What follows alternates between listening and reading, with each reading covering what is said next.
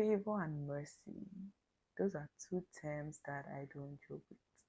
So we will tell you that mercy is not getting what you deserve. Like basically you deserve like punishment or something, like you deserve something, yeah. But you don't get the negative consequence of your action. That's what mercy is. And favor is that you don't deserve this, this honor, this grace, this breakthrough, this ease, but you get it anyways because of the Spirit of God. So I'm going to talk about both terms today. And the reason why I'm going to talk about them is because a lot of times, the world tells us that, hard work, exert yourself, network, strategize, um, you know, put your best foot forward. All of those things are good, and they are principles that have worked ages and ages and would work ages and ages to come. But guess what? Except the Lord builds the house, they that build it, they labor in vain. So as much as you're exerting yourself, as much as you're putting into work, as much as you're building up yourself, making sure you are the best at everything you do, guess what? You need the hand of God to amplify your effort. See, and God has not called us to live a mediocre life. So this is not excuse. This is not an excuse to be mediocre. It is not an excuse to not put in the work. It is just the fact that what God has in store for us as children of God is much more, is bigger than we could ever imagine. It is, I don't even know how to describe it. It is so much more than our efforts can ever, our maximum effort can ever produce for us. So we really need the supernatural hand of God to make sure that we maximize those potentials that God has put in us. Let me give you an example. So imagine somebody, in fact, the best example that comes to my mind is Joseph. Joseph interpreted the dream of the butler and the wine presser, right? But guess what? They forgot him, right? And even if they remembered him, highest would have been like, oh, they recommend him to the king and be like, oh, I saw this guy, he can actually interpret dreams, this, that, those. Guess what? He might have just come and be one of them. So maybe a fellow butler or a fellow wine presser. But guess what? The same favor God spoke for Joseph in such a way that not only did Pharaoh have a dream that he could not interpret, he also had a dream, that same dream basically, that the astrologers and all of the magicians and all of them, they could not interpret it. And guess what? As when believe it's the wine presser that remembered, or the butler that remembered that, oh, there's this guy prison.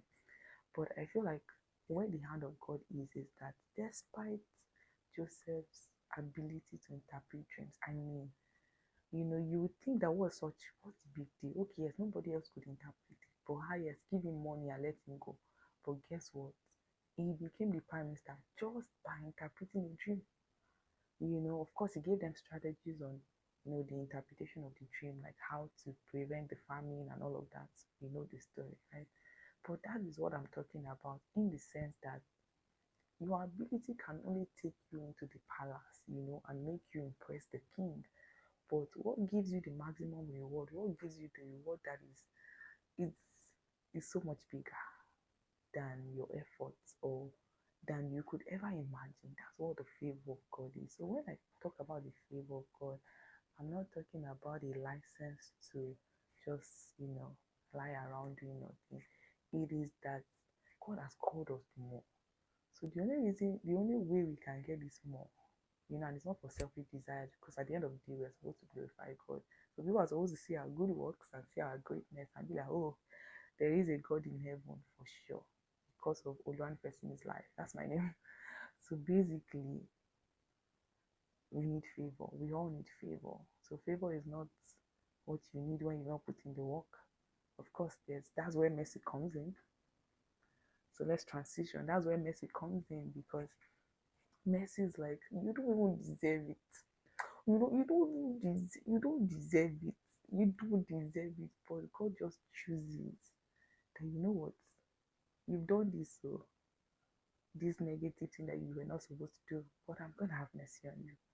And mercy also is like, there's an opportunity that you should not miss, and the mercy of God makes sure that you come in contact with that opportunity, or you come in contact with somebody that will connect you to that opportunity. So mercy is not just forgiveness of sins or exemption from consequences of sin, it's also preservation. So you are supposed to go out, but the mercy of God is preventing from going out, because there's probably an accident that will happen if you went out. The mercy of God is also that, having done all, the mercy of God will make sure that all of your effort and everything actually brings positive results. You know the scripture that says that Paul planted, Apollos watered, but it's God that gives the increase. That's the mercy of God. Because a lot of people plant, you know, in our layman terms, a lot of people work hard. You know, when we talk about people that work hard, they most think of construction workers. And I'm not talking about the engineer. I'm not talking about a civil engineer or somebody that is, everybody's, but I'm talking about people that are actually carrying the concrete, people that are actually doing the building, that are carrying the wood and carrying the hammer and the nail. They work so hard, but are they the highest earners? No. So it's not really by exertion. Exertion is good, but let God show you the pathway of life. Let God show you what to exert yourself on. Let God show you how much exertion to do. Right? So in summary, we've been called to a magnificent life. We've been called to beyond human comprehension. We've been called to a higher level of living, abundant life, right? Meaning that we excel in everything we do. But guess what? Your efforts, your connections, all of that are not enough to produce those results. So you need the favor of God, and you need the mercy of God. The mercy of God also preserves you at the top. So when you go up, and when God lifts you, the mercy of God keeps you at the top. Basically, keeps you from falling and helps you to finish well.